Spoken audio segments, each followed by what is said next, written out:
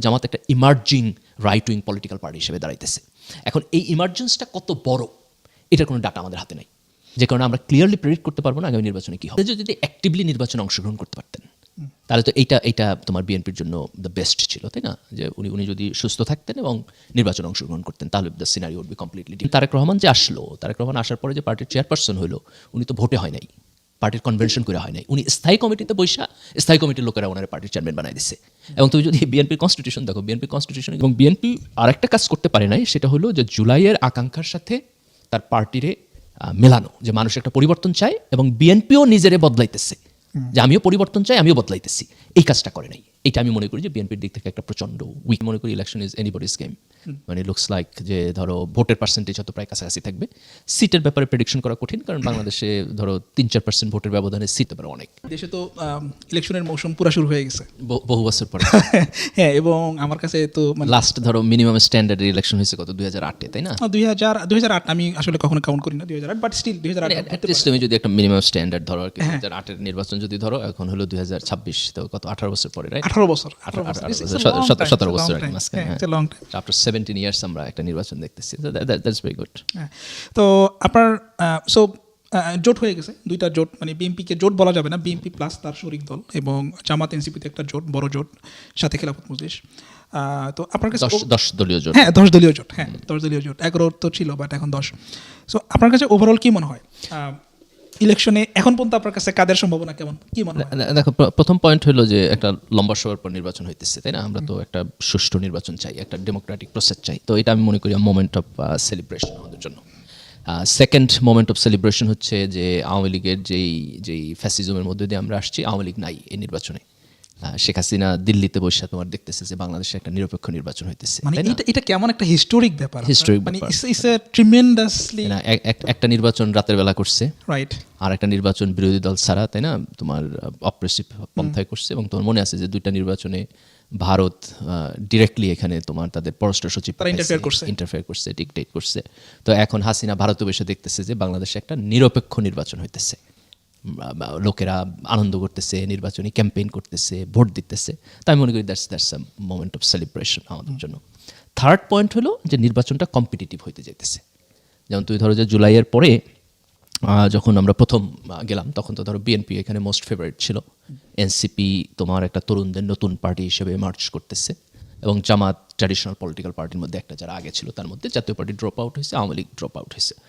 তো তখন আমাদের কাছে ক্লিয়ার ছিল না যে নির্বাচনী জায়গাটা কতখানি কম্পিটিটিভ হয়ে উঠবে। তো সেই জায়গায় ওভার দ্য টাইম তোমার জামাত ইসলাম একটা ভালো মাপের কম্পিটিটর হিসেবে আসছে। এখন আমি মনে করি ইলেকশন ইজ এনিবডিজ গেম। মানে লুকস লাইক যে ধরো ভোটের পার্সেন্টেজ হয়তো প্রায় কাছাকাছি থাকবে, সিটের ব্যাপারে প্রেডিকশন করা কঠিন, কারণ বাংলাদেশে ধরো 3-4% ভোটের ব্যবধানে সিটের ব্যবধান হয়ে যেতে পারে অনেক। 2001-এ যেখানে তোমার 4 দলীয় জোট 200-র উপরে সিট পাইছিল, সেখানে কিন্তু 210টা না এক্স্যাক্টলি আমার মনে নেই, কিন্তু মোর দ্যান 200 সিট পাইছিল। এবং সেখানে কিন্তু আওয়ামী লীগ ভোটের পার্সেন্টেজে খুব বেশি পিছায় ছিল না, কিন্তু সিটের পার্সেন্টেজ অনেক পিছায় ছিল। তো এটাও এখন এটা হতে পারে আর কি। কিন্তু এই নির্বাচনে যেমন বিএনপি জিততে পারে, এই নির্বাচনে তোমার জামাতের 10 দলীয় জোটও জিততে পারে মোরাললেস। আমরা যতটুকু দেখতেছি যে বিএনপি ধরো ফেভারিট এই জায়গা থেকে, যে সে আগে থেকেই কম্পিটেন্ট পলিটিক্যাল পার্টি, আগে ক্ষমতায় ছিল, তার কোর ভোট অনেক এই জায়গায়। আচ্ছা, ধরেন আমরা এক একটা জোট ধরে আসি। হ্যাঁ, ওকে, তুমি যদি ধরো বিএনপির পজিটিভ দিক কি আর কি, আমি যদি বিএনপি ধরেন আমরা যদি মনে করি যে বিএনপি, ধরেন আমরা এজিউম করি যে বিএনপি জিতবে না, তুমি অ্যাজিউম করো না, তুমি ধরো যে দুইটা জোটের প্রসকন, যে কোন ওয়েতে, যে কেন এটাকে আমি মনে করতেছি সে কতটুকু পাবে, এই জায়গা থেকে যদি আমরা ধরি, তাহলে দেখো বিএনপির জন্য পজিটিভ দিকটা হলো যে বিএনপি আগে থেকে বড় পার্টি, তাই না? মানে তুমি ধরো সে কোর 30% ভোট পাইছে সবসময়। হ্যাঁ, গ্রাসরুটে এটা মানে বেশ স্ট্রং পজিশন আছে আর কি। তো সেই জায়গা থেকে ধরো বিএনপি অলওয়েজ বড় মাপের কম্পিটিটর। এবং এর আগে আমরা যতগুলো পোল দেখছি, সেখানে কিন্তু বিএনপি জামাতের চাইতে অল্প ব্যবধানে আগায় ছিল, কিন্তু আগায় ছিল 3-4%, 3-4% অনেকগুলো পোলের মধ্যে। রিসেন্ট একটা দুটো পোল আমি বাদ দিলাম, আগের পোলগুলো যদি আমরা ধরি, তাহলে সেই জায়গা থেকে বিএনপি তোমার কম্পিটেন্ট জায়গা। জামাত এখানে গেমে চলে আসছে কয়েকটা কারণে। একটা হলো যেহেতু আওয়ামী লীগ নাই, জায়গাটা ফাঁকা, সেই জায়গায় একটা সেকেন্ড পার্টি উঠবে, তো সেখানে জামাত ইসলাম রেসে উঠে আসছে। আপনাকে যদি এখানে একটু ইন্টারাপ্ট করি, সেটা হচ্ছে যে বিএনপির আর কি অ্যাডভান্টেজ আছে? বিএনপির ধরো মানে একটা বড় পার্টি, গ্রাসরুট অর্গানাইজেশন আছে, এইটা ছাড়া বিএনপির আর কি অ্যাডভান্টেজ আছে? আমি খালেদা জিয়া টাওয়ারিং ফিগার বিএনপির তুমি ধরো খালেদা জিয়ার ইমেজটা স্টিল ম্যাটার্স। খালেদা জিয়ার ইমেজ স্টিল ম্যাটার, এবং খালেদা জিয়ার মৃত্যু এই সময়টা তোমার হ্যাজ টাচড মেনি পিপল। তুমি যে ধরো যে খালেদা জিয়া বাংলাদেশের পলিটিক্যাল হিস্ট্রির মানে one of the few characteristics যারা ধরো পার্টির বিয়ন্ডে নিজের উঠায় নিতে পারছে। খালেদা জিয়া যদি অ্যাক্টিভলি নির্বাচনে অংশগ্রহণ করতে পারতেন তাহলে তো এইটা তোমার বিএনপির জন্য দ্য বেস্ট ছিল, তাই না? যে উনি যদি সুস্থ থাকতেন এবং নির্বাচনে অংশগ্রহণ করতেন তাহলে the scenario would be completely different. আর এইটা বাদে উনি যখন ধরো মানে অসুস্থ, এরপর তো মারা গেলেন, আল্লাহ সুবহানাহু ওয়া তাআলা ওনার ভুল ত্রুটি ক্ষমা করুক এবং ওনাকে জান্নাতে মর্যাদা দেখে আমরা এই দোয়া করি। তো উনি মানে ওনার ধরো মানে মৃত্যু, এটার যে শোক, এটা বহু মানুষকে টাচ করছে। এটা বিএনপির জন্য কিছুটা পজিটিভ দিক হইতে পারে, কিন্তু আমাদেরকে আরেকটা জিনিস এখানে দেখতে হবে, সেটা হলো যে বিএনপি একটা নিউ ফেজে যাচ্ছে, তাই না? খালেদা জিয়া তো এখন আর বিএনপির লিডার না, বিএনপির লিডার হচ্ছে তারেক রহমান। তো তারেক রহমানকে এখন ওনার নিজের রাজনীতি নতুন করে তোমার ডিফাইন করতে হবে। কিন্তু আমি আগের যেটা পজিশন যে বিএনপির স্ট্রেংথের জায়গা যদি আমি বলি তাহলে জিয়াউর রহমান এবং খালেদা জিয়ার যে লেগাসি, এটা বিএনপির একটা স্ট্রং পয়েন্ট। তারেক রহমান আমি মনে করি still yet to prove himself. আমরা এখনো মানে Tarique Rahman still a black box আমার কাছে মনে হয়, রাইট? মানে 2000 ধরেন 2000 মানে প্রথম যেই 2001 থেকে 2006 ওই সময় তারেক রহমানকে আমরা একভাবে দেখছি, বাট ওই জায়গাটা আমি নিতে চাই না। টু আগে এটার মাঝখানে টাইমটা এতটা সময় গেছে, এবং ধরো যে তখন ওনার বয়স ছিল 40-এর ঘরে, এখন ওনার বয়স 60-এর ঘরে, তাই না? So it's a completely different things, এবং মাঝখানে একটা লম্বা সময় গেছে। আমি মনে করি যে তারেক রহমানের এটা একটা কমপ্লিটলি ডিফারেন্ট ইনিংস। এবং বিএনপি যেমন ধরো যে জিয়াউর রহমানের বিএনপি আর খালেদা জিয়ার বিএনপি দুইটা তো আসলে একটা দুই জিনিস, তাই না? জিয়াউর রহমান ক্ষমতায় ছিল গত 4-5 বছরের মতো সময়, ওই সময় উনি পার্টি করছেন। ওনার শাহাদাতেের পরে তো বিএনপি একটা ক্রাইসিসের মধ্যে দিয়ে গেছে, তাই না? তারপর বিএনপির যে রিবার্থ, এটা কিন্তু হয়েছে খালেদা জিয়ার নেতৃত্বে এরশাদ বিরোধী আন্দোলনের মধ্য দিয়া। এটার মধ্যে দিয়ে তো বিএনপি 91 ক্ষমতায় আসছে। তো বেসিক্যালি খালেদা জিয়ার লিডারশিপ বিএনপিকে রিডিফাইন করছে, এবং সেখান থেকে তোমার 91, তারপর 96 ইলেকশন হারলো, আবার 2001 ইলেকশন জিতলো। তো দুইটা গভর্নমেন্ট উনি করছে। তাই মনে করি যে তারেক রহমান এখন মানে তুমি ধরো বিএনপি তারেক রহমানের লিডারশিপে কোথায় যাবে, এটা আমরা আরও 5 বছর পরে দেখতে পাবো। যেমন ধরো এই নির্বাচন বিএনপি জিতবে কিনা, তাহলে এটা তারেক রহমানের লিডারশিপের একটা কোশ্চেন হবে, যে তার একটা কন্ট্রিবিউশন হবে। জিতলে কিভাবে সরকার পরিচালনা করবে, যদি বিএনপি হারে বিরোধী দলে সে কিভাবে তোমার অ্যাপ্রোচ এবং অ্যাটিটিউড করতেছে সেটা। যেমন ধরো তারেক রহমান যদি আরও 1 বছর আগে দেশে আসতেন, তাহলে কিন্তু আমরা এই 1 বছরের কাজের মধ্যে দিয়ে তুমি বিএনপিকে কিছুটা ডিফাইন করতে পারতাম। কিন্তু উনি তো দেশে আসলেন মাত্র, এখন উনি নির্বাচনী প্রচারণায় যাইতেছেন। তো নির্বাচনী প্রচারণার মধ্য দিয়ে আমরা হয়তো ওনাকে জাজ করতে পারবো কিছুটা। তাই আমি মনে করি যে দিস ইজ দ্য বিগিনিং। ওনার মানে তারেক রহমানকে রেট করার ব্যাপারে এখন আমাদের হাতে এনাফ টাইম এবং ডাটা আসে নাই। তো এই কারণে আমরা তারেক রহমান ধরো পার্টির কোন জায়গায় নিয়ে দাঁড় করাবেন, উনি কতটুকু কন্ট্রিবিউট করতেছেন, অ্যাড করতেছেন, ভ্যালু অ্যাড করতেছেন টু বিএনপি, এটা বলার সময় এখন আসে নাই। সেই জায়গা থেকে আমরা বলবো যে জিয়াউর রহমান এবং হচ্ছে বেগম খালেদা জিয়া, এটা বিএনপির একটা বড় ক্রেডিট। স্টিল এখনো দুজন টাওয়ারিং ফিগার, এবং স্টিল ভোটের পলিটিক্স স্টিল মানে ম্যাটার করবে। তাদের ইমেজ এবং বিএনপি যে একটা তোমার আগে থেকে একটা বড় পলিটিক্যাল পার্টি, বাংলাদেশের গ্রামে গঞ্জে তুমি যেখানে যাবে সেখানে বিএনপির লোক পাইবা, তাই না? সমাজে এরকমই তো ছিল, কেউ আওয়ামী লীগ করে, কেউ বিএনপি করে, এরাই মানে আমরা তো বিএনপি এবং আওয়ামী লীগের বাইনারির মধ্যেই ছিলাম, এক্স্যাক্টলি। তো এই জায়গাটাতে কিন্তু বিএনপি যেটা পারে নাই সেটা হলো যে জুলাইয়ের পরে এই যে মানুষের মধ্যে একটা পরিবর্তন, আকাঙ্ক্ষা, চেঞ্জ, এইটার সাথে আমি মনে করি না যে বিএনপি খুব প্রপারলি কানেক্ট করতে। আচ্ছা, এখন হ্যাঁ এটা আমি বিএনপির লিমিটেশন বলবো। হ্যাঁ, আপনি এখন তাহলে স্ট্রেংথের জায়গাটা আমরা বুঝলাম। বিএনপি একটা গ্রাসরুট অর্গানাইজেশন, প্লাস হচ্ছে সব জায়গায় তাদের অর্গানাইজেশন আছে, এবং বিএনপির খালেদা জিয়া এবং জিয়াউর রহমানের যেই বিরাট একটা ইমেজ, স্পেশালি খালেদা জিয়ার যে বিশাল ইমেজ, সেই ইমেজটা স্টিল বিএনপির জন্য পজিটিভ। এবং তারেক রহমানেরটা আমরা এখনো জানি না যে ওটা কী হবে। সো এটা আমরা বুঝলাম বিএনপির স্ট্রেংথের জায়গাটা। লিমিটেশন জায়গাটা আপনি স্টার্ট করছিলেন। আমি মনে করি লিমিটেশন জায়গা দুইটা। একটা হলো যে বিএনপি অ্যাজ এ পার্টি কোনো রিফরমেশনের মধ্যে দিয়ে যায় নাই, তার ফলে বিএনপির যে সমস্ত ধরো ব্যাড লিগাসি আছে তার সবগুলো এখানে আছে। যেমন তুমি ধরো যে ওই যে আমেরিকান এক ডিপ্লোম্যাটের যেই একটা বক্তব্য দিয়ে ওয়াশিংটন পোস্ট রিপোর্ট করলো, সেখানে দেখো তার একটা কমেন্ট ছিল যে যদি বিএনপি ক্ষমতায় আসে তাহলে বিএনপির তার ইন্টারনাল দুর্নীতি এবং অন্যান্য কারণে সে নিজেই তোমার সিঙ্ক করতে পারে। আচ্ছা, এই যে বিএনপির ব্যাপারে একটা পারসেপশন যে বিএনপি অ্যাজ এ পার্টি তোমার এটা দুর্নীতি চাঁদাবাজির সাথে রিলেটেড, এবং পার্টির মধ্যে প্রচুর সন্ত্রাসী লোক বিভিন্ন জায়গায় তোমার এই জাতীয় কার্যক্রম করতেছে, এইখান থেকে বিএনপির যে একটা চেঞ্জ হওয়া প্রয়োজন, এই পরিবর্তনটা পার্টির লিডারশিপের মধ্যে হয় নাই। এটা বিএনপি করে নাই তোমার জুলাইয়ের পরে, তার কিন্তু সময় পেয়েছে। ধরো এই যে 1.5 বছর যে টাইম, এই 1.5 বছরের টাইমের মধ্যে বিএনপি পারত তার পার্টির প্রত্যেকটা জায়গায় কমিটি করতে, কনভেনশন করতে। ইভেন তারেক রহমান যে আসলো, তারেক রহমান আসার পরে যে পার্টির চেয়ারপারসন হলো, উনি তো ভোটে হয় নাই, পার্টির কনভেনশন করে হয় নাই, উনি স্থায়ী কমিটিতে বৈশা স্থায়ী কমিটির লোকেরা ওনার পার্টির চেয়ারম্যান বানাই দিচ্ছে। এবং তুমি যদি বিএনপির কনস্টিটিউশন দেখো, বিএনপির কনস্টিটিউশনে কিন্তু এটা লেখা নাই। বিএনপি কনস্টিটিউশন, হ্যাঁ, বিএনপি কনস্টিটিউশনে লেখা হলো যে ভোটে হইতে হবে পার্টির কনভেনশনে। ইন্টারেস্টিং। আমি তো ভাবছি যে ওকে, দেন মেবি আই এম রং। আমি তো ভাবছি যে হয়তো স্ট্যান্ডিং কমিটির এই ক্ষমতা আছে। না, পার্টির কনস্টিটিউশনে লেখা আছে যে স্ট্যান্ডিং কমিটি পার্টির কনস্টিটিউশনের যে কোনো সিচুয়েশনে ইন্টারপ্রেট করতে পারবো। ওকে, তার মানে তুমি একটা সেকেন্ডারি পাওয়ার দিতে পারো যে পার্টির স্ট্যান্ডিং কমিটি এর কথা কইতে পারে যে ওকে, যে আমার কনভেনশনে ভোটে আসার কথা, কিন্তু কনভেনশন আমি করতে পারতেছি না, এই সিচুয়েশনে কি করবো? তখন স্ট্যান্ডিং কমিটি করলো যে ঠিক আছে, আমি স্ট্যান্ডিং কমিটি মিল্লা বানায় দিলাম। ওকে, তাহলে সেটা হয়েছে, সেটা হইতে পারে, কিন্তু এটা কিন্তু এইভাবে লেখা নেই স্ট্যান্ডিং কমিটি। তোমার আরেকটা হলো বিএনপির কনস্টিটিউশনে এটাও লেখা নেই, আমি যতটুকু পর্যন্ত পড়ছি, সেটা হলো যে হঠাৎ করে পজিশন ফাঁকা হলে কি হইব, এটাও লেখা নেই। ওকে, তো তার ফলে তো এখন খালেদা জিয়ার মৃত্যুর মধ্য দিয়ে তো পার্টির চেয়ারপারসন পজিশন ফাঁকা হয়েছে। উনি হচ্ছেন বোধহয় অ্যাক্টিং চেয়ারপারসন এরকম ছিলেন, তাই না? তো সেখান থেকে যদি চেয়ারপারসন হলেন, এটা যদি কনভেনশন করে বিএনপি ভোটে করতে পারতো, তাহলে তো বিএনপির একটা ইন্টারনাল চেঞ্জ হতো। এবং আমি মনে করি বিএনপির যেটা প্রয়োজন ছিল সেটা হলো যে প্রত্যেকটা জেলায় কনভেনশন করা এবং কনভেনশন করে তার পার্টির একটা লিডারশিপ তুলে নিয়ে আসা। তো এই কাজটার দিকে বিএনপি যায় নাই। এবং বিএনপি আরেকটা কাজ করতে পারে নাই, সেটা হলো যে জুলাইয়ের আকাঙ্ক্ষার সাথে তার পার্টিরে মেলানো, যে মানুষ একটা পরিবর্তন চায় এবং বিএনপিও নিজেরে বদলাইতেছে, যে আমিও পরিবর্তন চাই, আমিও বদলাইতেছি। এই কাজটা করে নাই। এটা আমি মনে করি যে বিএনপির দিক থেকে একটা প্রচন্ড উইকনেস, যেই কারণে তার পরিবর্তনের সাথে যায় না। এখন আপনার এই পয়েন্টের উপর আমার দুইটা কমপ্লিমেন্টারি কোয়েশ্চেন আছে। একটা হচ্ছে যে বিএনপির যে ইমেজটার কথা আমরা বলি, এখানে ধরেন একজন বিএনপি সাপোর্টার, সে বলবে যে বিএনপির এই ইমেজটা তৈরি করছে প্রাইমারিলি বাংলাদেশের যেই আওয়ামীপন্থী মিডিয়া এস্টাবলিশমেন্ট আছে, তারা এটা তৈরি করছে, তারা এটা তৈরি, এবং তারেক রহমানের যেই একটা ইমেজ এবং বিএনপির ইমেজ, এইটা হচ্ছে স্পেশালি বাংলাদেশের ওই আওয়ামীপন্থী মিডিয়া এস্টাবলিশমেন্ট তৈরি করছে।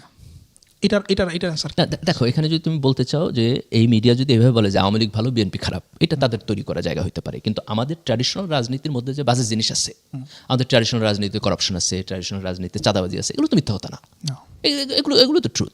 বরং বিএনপির দিক থেকে এটা রাইট আর্গুমেন্ট না আমি মনে করি। কিন্তু একটা রাইট আর্গুমেন্ট আছে যেটা বিএনপি মাঝে মধ্যে করে।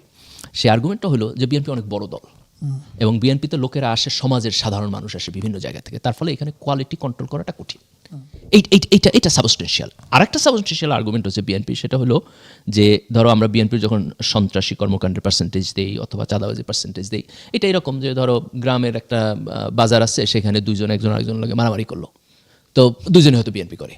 তার কারণ হলো যে মানে গ্রামে গঞ্জে পর্যন্ত বিএনপি তোমার একেবারে সব জায়গায় আছে। তার ফলে ওনাদের হয়তো জমি লয়ে একজন আরেকজনের সাথে মারামারি করতেছে, এটা বিএনপির ইনফাইট হিসাবে স্ট্যাটিস্টিক্স আসে। তো এটা হয় যে বিএনপি বড় দল বইলা, বিভিন্ন জায়গায় বিস্তৃত বইলা, এবং তার দলের মধ্যে কে আসবে না এটা তো ওইভাবে তোমার কন্ট্রোল না। কিন্তু এটা বাই ডেফিনেশন হইতে পারে, কিন্তু এটা তো একটা উইকনেসই, তাই না? তুমি ধরো যে একটা পার্টির মধ্যে যদি তার ক্যাপাসিটি এবং কোয়ালিটির যদি একটা স্ক্রিনিং না থাকে যারা দলের লিডার হইব, তাহলে তো এই পার্টি কোনোদিনই ভালো পার্টি হিসাবে দাঁড়াইতে পারবো না। তো এই প্রবলেম তো বিএনপির আছে। প্রবলেমটাকে হয়তো তুমি ব্যাখ্যা করতে পারো, তাই না, যে কী কারণে আসছে, কিন্তু এই প্রবলেমটা কোনো না কোনোভাবে তো কন্ট্রোল করতে হবে। BNP for the last 1.5 years তোমার এইটাকে অ্যাড্রেস করে নাই সাবস্টেন্সিয়ালি। একটা অ্যাড্রেস করছে যেটাকে আমাদের অ্যাপ্রিসিয়েট করতে হবে, সেটা হলো বিএনপি প্রচুর লোককে দল থেকে বহিষ্কার করছে। এখন দেখো, সামটাইমস আমরা এই স্ট্যাটিস্টিক্সটা ইউজ করতে পারি টু প্রুভ দ্যাট যে বিএনপি লোকেরা তো আসলে সন্ত্রাসী চাঁদাবাজি করে, না করলে তারা বহিষ্কার করলো কেন, তাই না? কিন্তু আমি এটা করতে চাই না, আমি বরং বিএনপিকে অ্যাপ্রিসিয়েট করতে চাই যে তারা এটা অ্যাড্রেস করতেছে যে এটা আমার problem and I am trying to solve this problem. আমি এটাকে অ্যাপ্রিসিয়েট করতে চাই, কিন্তু that was not enough for BNP. এবং এটা কখনোই এনাফ হইব না যদি না তুমি এটাকে আরও কম্প্রিহেন্সিভলি চিন্তা না করো যে আমি টোটাল পার্টিকে কীভাবে রিফর্ম করবো। তো আমার কাছে মনে হয় যে এইখানে বিএনপির যেটাকে টুডে আর টুমোরো করতে হইব, সেটা হলো যে ভালো লোকদেরকে পার্টির লিডারশিপে উঠায় আনতে হবে কোনো না কোনো সাংগঠনিক প্রসেসের মধ্যে দিয়া। এটা দেখো, জিয়াউর রহমান করছিল। জিয়াউর রহমান তার মানে প্রথম দিকে যখন পার্টি ফর্ম করছে, ওনার হ্যান্ড পিকড লোক ছিল, মেনি পিপল। ধরো সাইফুর রহমান, ওনার হ্যান্ড পিক লোক ছিল। খন্দকার মোশাররফ হোসেন, ওনার হ্যান্ড পিক লোক ছিল। বদরুদ্দোজা চৌধুরী, ওনার হ্যান্ড পিক লোক ছিল। সালাউদ্দিন কাদের চৌধুরী, ওনার হ্যান্ড পিক লোক ছিল। তো তুমি যখন পার্টির মধ্যে এভাবে একটা কালেকটিভ লিডারশিপ, কম্পিটেন্ট লিডারশিপ যদি উঠায় নিয়ে না আসো, তাহলে তুমি কোনোদিন এই প্রবলেম সলভ করতে পারবে না। তাই আমি মনে করি এইটা বিএনপির একটা সিরিয়াস প্রবলেম, যেটা বিএনপি তোমার অ্যাড্রেস করে নাই। সামটাইমস আমার কাছে মনে হয় যে তারেক রহমান চিন্তা করছেন যে এইটা উনি দলের মধ্যে পারবেন না, উনি ক্ষমতায় গেলে প্রধানমন্ত্রী হয়ে যখন পাওয়ারফুল হবেন তখন ইন্টারফেয়ার করবেন। কিন্তু তুমি যদি পার্টিরে আগে ইন্টারফেয়ার না করো এবং রিঅর্গানাইজ না করো, ক্ষমতায় যায় রিঅর্গানাইজ করা সম্ভব কিনা কারণ তোমার সরকারও চালাইতে হবে, আবার দল চালানো, দুইটা কিন্তু at the same time is very complicated. এবং তখন অনেক চ্যালেঞ্জেস আসবে, আপনি দেশ চালাচ্ছেন। এক্স্যাক্টলি। তো এটাকে আমি মনে করি যে বিএনপির একটা বড় লুপ হোল তোমার এই সময়টার মধ্যে হচ্ছে আর কি। জামাতকে যদি আমরা দেখি, জামাতের জোট যদি দেখি, সেটা হলো যে দেখো জামাত তো কখনোই একটা বড় মাপের গণসংগঠন ছিল না বাংলাদেশে, তাই না? জামাত ম্যাক্সিমাম ভোট পেয়েছিল 91-12% মতো, সংসদে তাদের সর্বোচ্চ আসন ছিল বোধহয় 18টা। তাহলে এখন জামাতের যে ডেভেলপমেন্টটা হয়েছে এটা কমপ্লিটলি নিউ, একটা নতুন সিচুয়েশন। এই সিচুয়েশনটা হলো যে আওয়ামী লীগ ড্রপ আউট হয়েছে, রাজনীতিতে একটা ভ্যাকুয়াম তৈরি হয়েছে, এবং জুলাইয়ের মধ্য দিয়া মানুষের মধ্যে একটা আকাঙ্ক্ষা তৈরি হয়েছে যে তারা একটা পরিবর্তন চায়, তারা রাজনীতিতে আগের জিনিস দেখতে চায় না। তো এই যে পরিবর্তনের একটা আকাঙ্ক্ষা, এইটাকে জামাত সামহাউ কানেক্ট করতে পারছে। এই কানেকশনটার একটা স্ট্যাটিস্টিক্স আমরা দেখি হলো ছাত্র সংসদ নির্বাচন, যেখানে দেখছো যে ছাত্র শিবির তোমার ম্যাসিভলি জিতছে কনসিস্টেন্টলি ওয়ান আফটার অ্যানাদার। তার মানে এটা একটা প্যাটার্ন সমাজে। এই প্যাটার্নটা যদি সমাজের বৃহত্তর জনগোষ্ঠীর মধ্যেও হয়, আমি যতটুকু সমাজকে দেখি, মানুষের সাথে কথাবার্তা বলি, তাতে আমার কাছে মনে হয় যে একটা গ্রুপ অফ পিপলের মধ্যে রাজনীতি পরিবর্তনের আকাঙ্ক্ষা আছে। তারা মনে করে যে এই যে কারাপশনের রাজনীতি যেটা চলতেছে বাংলাদেশে, এটা চলা উচিত না। এবং সেই জায়গায় তারা মনে করে যে জামাত যেহেতু এত বড় পার্টি কখনো ছিল না, কখনো এককভাবে সরকার চালায় নাই, কাজে জামাতের রাজনীতিটা একটা নতুন রাজনীতি হবে। এই রাজনীতির আগে আমরা কখনো দেখি নাই, বড় আকারে দেখি নাই, ছোট স্যাম্পল দেখছি আমরা। ছোট স্যাম্পল দেখছি যে তোমার বিএনপির সাথে জামাত জোট সরকারে ছিল, 2 জন মন্ত্রী ছিল, এবং সেই মন্ত্রীরা করাপশন করে নাই, এই জায়গাতে তাদের একটা পারসেপশন আছে, কিন্তু বড় আকার আমরা কখনো দেখি নাই। তাহলে জামাত যদি একটা পার্টি হিসাবে এই পুরো জিনিসটাকে ম্যানেজ করে, তাহলে হয়তো তারা ভালো ম্যানেজ করতে পারবে। আবার বিএনপি যেহেতু এই পরিবর্তনটাকে কানেক্ট করতে পারে নাই, তাহলে বিএনপির প্রতি তাদের আস্থাটা আসে না। এই জায়গা থেকে আমি মনে করি যে জামাতের ব্যাপারে একটা নতুন আস্থা তৈরি হয়েছে সমাজে। এটা একটা স্ট্রেংথ আপনি বলতেছেন। এটা জামাতের একটা স্ট্রেংথ। এবং জামাতের আরেকটা স্ট্রেংথ হলো এই যে বিএনপির মধ্যে পার্টির কোয়ালিটি কন্ট্রোলের যে প্রবলেমটা আছে, এটা তো জামাতের মধ্যে নাই, কারণ Jamaat is a completely different type of party. তোমার জামাত অনেকটা ওই লেফটিস্ট ঘরানার ক্যাডার বেসড পার্টির মতো আর কি, যেখানে ধরো একটা লোক আইসা জামাতে ঢুকবে, ঢুইকা উপরে ওঠার যে প্রসেস, এটা প্রচুর জায়গায় তোমার ডাবল চেকড হয়, স্ক্রিনড হয়। হঠাৎ করে কেউ জামাতের তোমার লিডারশিপ পর্যায়ে চলে যেতে পারে না। তো এই কন্ট্রোল থাকার কারণে Jamaat as a party more qualified, তার মধ্যে একটা তোমার কোয়ালিটি কন্ট্রোলের জায়গা আছে। জুলাইয়ের পর একটা রিনিউড ইন্টারেস্ট আছে, মানুষের রাজনীতি পরিবর্তন দেখতে চায়। তো সেই পরিবর্তনের জায়গায় তারা জামাতের কম্পিটেন্ট বলে মনে করতেছে।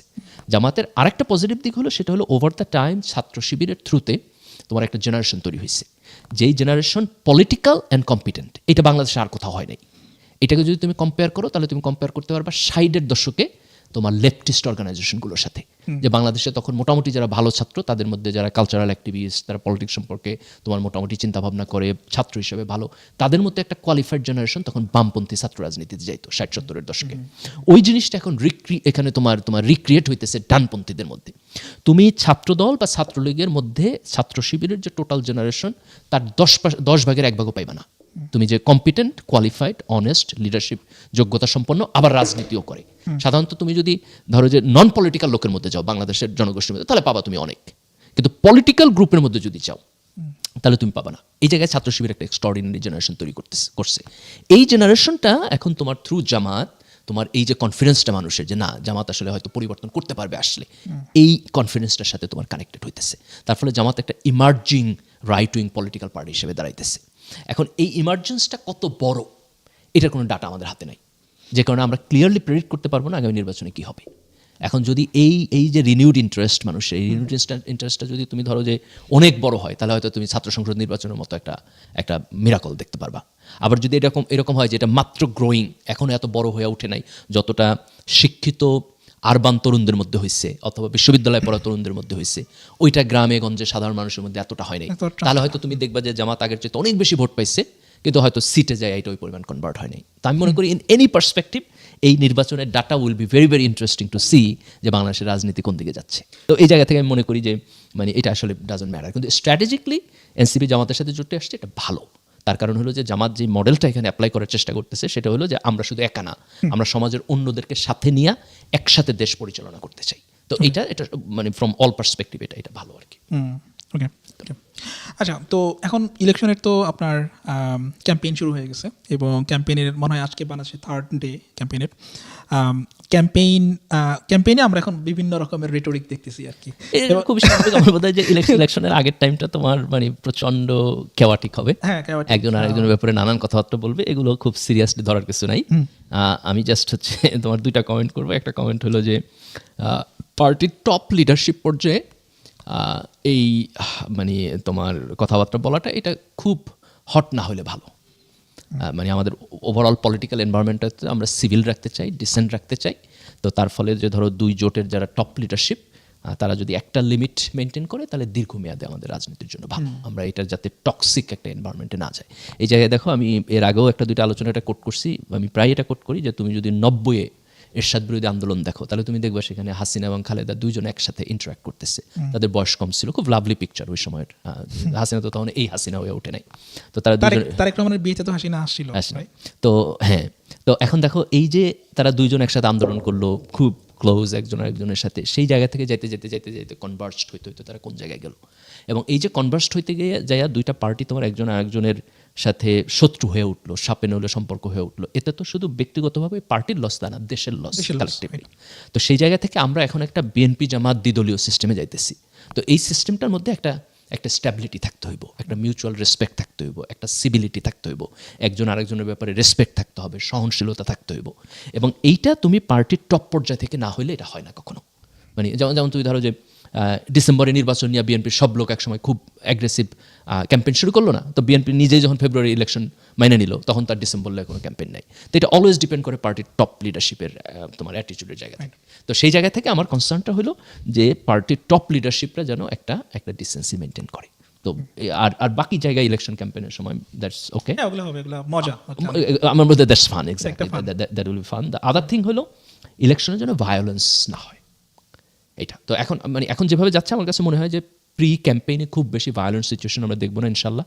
বাংলাদেশে একটা রিনিউড, হ্যাঁ এটা মানে ভায়োলেন্সের নিউজ কিন্তু আসতেছে। এবং এমন জায়গায় যেমন আমার যে নির্বাচনী এলাকা আমাদের আর কি, আমি যে এলাকায় বড় হয়েছি, ভোলাচার, তো সেইখানে আপনার ধরেন খুবই ভায়োলেন্ট বিএনপির খুবই ভায়োলেন্ট একটা নিউজ আমি ডেল্টা লেন্স যে নতুন একটা নিউজ প্ল্যাটফর্ম, ওখানে আমি দেখলাম যে তারা হয়েছে। এবং তারপরে কুমিল্লা হয়েছে, তারপরে চিটাগাং, তো তুমি যদি স্টিল বিভিন্ন জায়গায় হয়েছে, হ্যাঁ কিছু ভায়োলেন্স হইতেছে ট্রু, কিন্তু তারপরে তুমি যদি স্টিল এটাকে মানে টোটালটার তুলনা করো তাহলে কিন্তু এখনও মানে এইটা খুব এক্সট্রিমলি ভায়োলেন্ট জায়গায় যায় নাই, এবং আমি মনে করি ইনশাল্লাহ যাবেও না। মানে এইবার মানুষের একটা ডিফারেন্ট পরিবর্তিত নির্বাচন দেখার একটা আকাঙ্ক্ষা আছে। তো এইটাকে যত মিনিমাইজ করে রাখা যায়, এবং দুইটা পার্টিরও খুব কেয়ারফুল থাকা দরকার যাতে করে যারা কোনো অবস্থাতে এরকম একটা ভায়োলেন্ট সিচুয়েশন যেন এনকারেজ না করে। না, আমার মনে হয় এটা আপনার লাস্ট পয়েন্টটা ইম্পর্টেন্ট, যে পার্টি লিডারশিপ যাতে এই ভায়োলেন্সগুলোর ব্যাপারে একটা কড়া স্টেপ নেয়। আপনি ভায়োলেন্স করতে আপনি ভোটে জিতলেন, বাট আপনি তো লেজিটিমেসি হারাইতেছেন। দেখো আমরা কিন্তু একটা এক্সাম্পল দেখলাম যে হাসিনা হইয়া দেশে থাকা যায় না, আর খালেদা হইয়া তুমি যদি অপ্রেস্ট হও, জেলেও থাকো, তারপরেও তোমার মৃত্যু হয় সম্মানজনক এবং with celebration of the people. কাজে কোনো পলিটিক্যাল পার্টি যদি মনে করে যে সে ভায়োলেন্স কইরা ক্ষমতা দেখাইয়া আসলে তার কোনো লাভ হইব, আমি মনে করি না সামনে বাংলাদেশে লাভ হবে। এগুলো যারা করবে তারা কোনো না কোনোভাবে ক্ষতিগ্রস্ত হবে এবং they will pay a price. কাজে তুমি অল আউট ভায়োলেন্সে গেলে লোকেরা মনে করবে তুমি হাসিনার ডেপুটি, তুমি সেকেন্ড হাসিনা, এবং এটার মানে ভোটেও এটার ইম্প্যাক্ট পড়বে এবং সামনের দিনে আন্দোলনেও এটার ইম্প্যাক্ট, বিশাল ইম্প্যাক্ট। মানুষ যদি এখন যে দুইটা বড় দল বিএনপি এবং জামাত, তাদের কাউকে যদি আওয়ামী লীগের সাথে মিলায় ফেলে, তাইলে ওই দলটার জন্য I feel really sorry for that.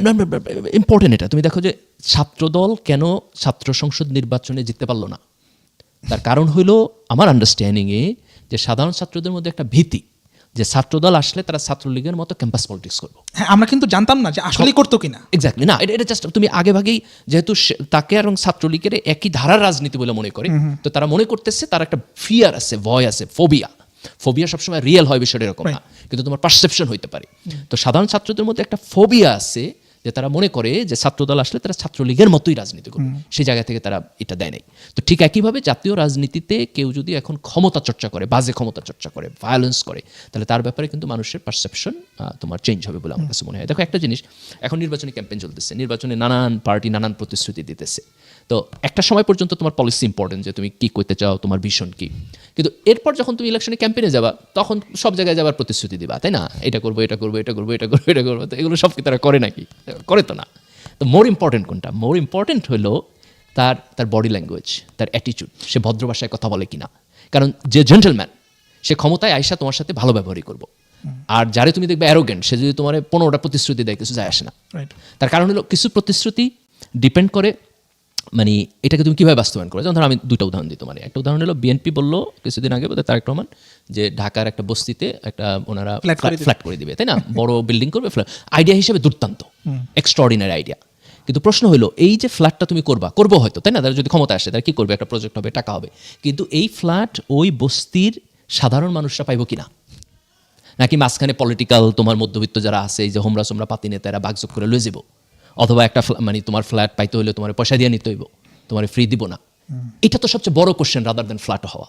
Flat হইতে হবে, পলিসি হিসেবে এটা ভালো, কিন্তু তুমি যদি এটা প্রপারলি বাস্তবায়ন না হয় তাহলে তো এটা এন্ড লেভেলে যাবে। মানে আমাদের এক্সপেরিয়েন্স তো এই জায়গাতে খুব, আমাদের এক্সপেরিয়েন্স তো বাংলাদেশে খুবই খারাপ। কিন্তু 10 টাকা দিলে তার মধ্যে 9 টাকা চুরি করে। আপনি দেখেন বিধবা ভাতা মনে হয় 900 টাকা না কত টাকা এরকম, সেটার জন্য অর্ধেকের বেশি আপনার মানে অনেক জায়গায় এরকম অভিযোগ আছে যে আপনার অর্ধেকের বেশি তার ঘুষ দিতে হচ্ছে, সে 400 এবং দলীয় লোক না হলে পাবে না, সবাই তো পায় না।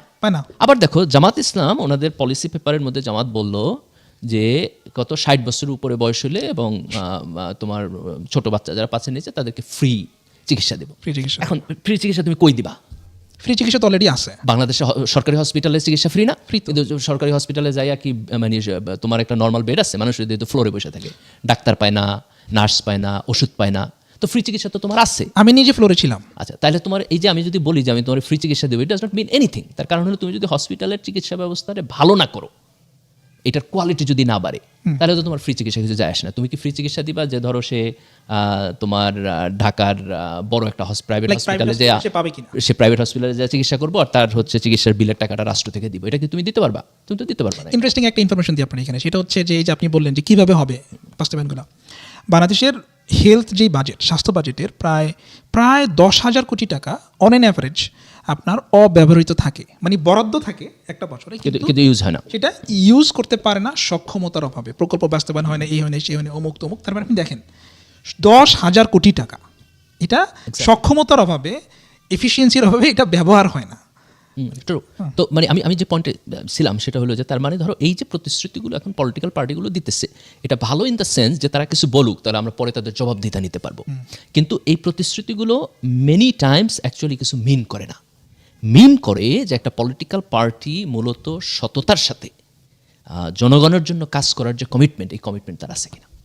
এটা হচ্ছে তার সকল পলিসির চাইতে বড় পলিসি। এইটা তো মানে আপনার এইটা তো একটা ফিলোসফিক্যাল কোয়েশ্চেন, এবং এই জায়গাতে তো সবাই মোটামুটি ধরা, মানে ধরেন এখন তো ভোট পাওয়ার জন্য আপনি ফ্ল্যাট দিচ্ছেন, আপনি ফ্রি চিকিৎসা দিচ্ছেন, ঠিক না? অনলি ফর ভোটের পরে আপনি মানে এটা মোটামুটি সবাই বুঝে, সবাই জানে, মানুষ এখন আর বোকা না, সবাই বুঝে। হাদি যে এত পপুলার তার একটা কারণ হচ্ছে মানুষ এটা বিলিভ করতো, হাদির যা বলতো হাদির তা মিন করতো, এবং হাদির অ্যাক্টিভিটিসে সবাই এটা মানে ওয়াজ কনভিন্সড। এবং অনেক লোক, হাদিতের একটা ইন্টারভিউতে বলছে যে অনেক লোক এসে হাদিকে বলতো যে তুমি কিন্তু এরকমই থাকবা, তুমি কিন্তু চেঞ্জ হবে না, তুমি কিন্তু এরকমই থাকবা। এক্স্যাক্টলি। তো এই পয়েন্টে মানে আমি যেটা বলতে চাই যে যারা আনডিসাইডেড ভোটার, তাদের উচিত হলো রাজনৈতিক দলের বডি ল্যাঙ্গুয়েজ দেখা।